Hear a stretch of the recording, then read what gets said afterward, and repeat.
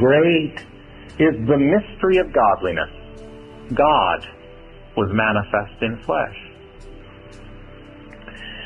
We go back to the very first chapters of human history, and we discover to our amazement that the first woman came out of a man.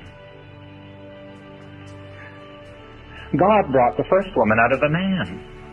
Ever since then, every man has come out of a woman. But the first woman came out of a man without the aid of a human mother. Quite a shocking story, isn't it? But then when we come to the life of the Lord Jesus, we discover that God brought a man out of a woman without a human father.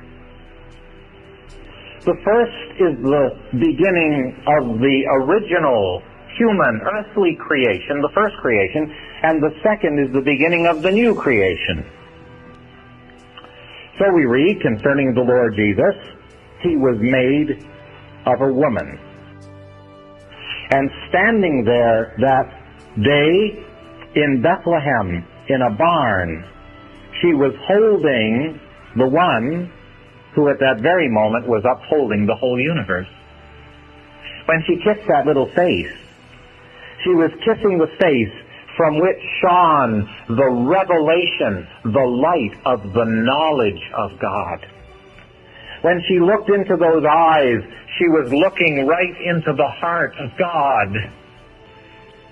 And when she felt that little heart beat against her breast, she was feeling the heartbeat of eternity.